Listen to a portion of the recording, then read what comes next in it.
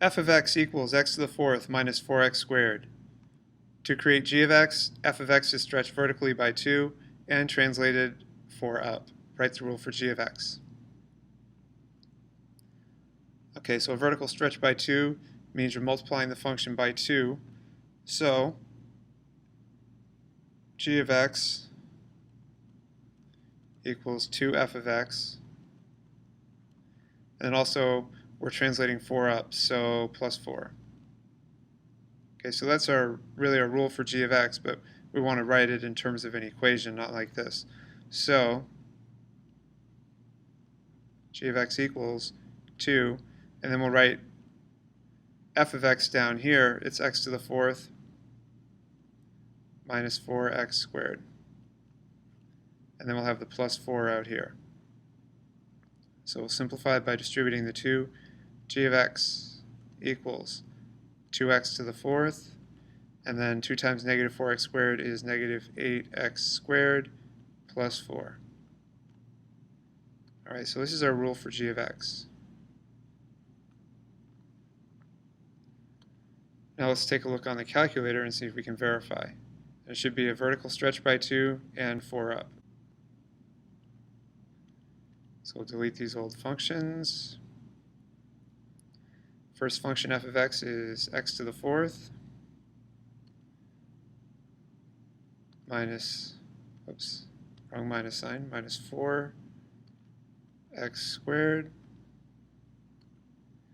And then g of x is 2x to the fourth minus 8x squared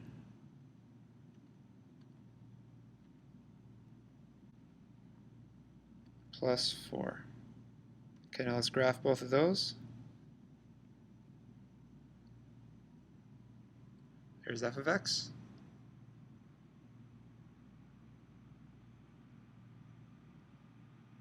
And there's g of x.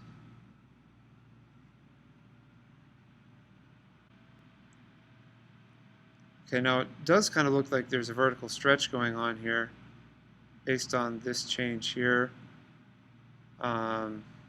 We have multiple transformations, so this could be a product of the stretch or a shift. In fact, if you look at this f of x, if you look at it closely, this turning point is right on the x-axis. So if we have a vertical stretch, it doesn't move. That point should stay the same. It's the translation of 4 up that moves up to this red curve here. Let's look at the table. So the pattern should be comparing the outputs for f of x and g of x. Since we're vertically stretching by 2, you should be multiplying by 2.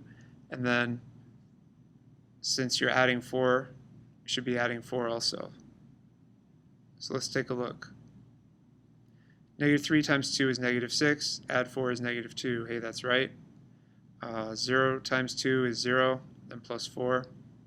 45 times 2 is 90, and then plus 4 is 94.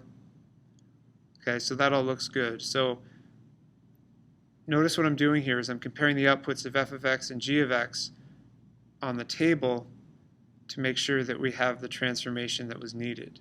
And we do have that because it's 2 times the output for f of x and then plus 4 gives you g of x. And that's exactly what the transformations asked for. Vertically by stretch of 2 and translated up 4, which is 2 times f of x plus 4. And that's what the pattern in the table showed for g of x. Okay, so we know this is correct here.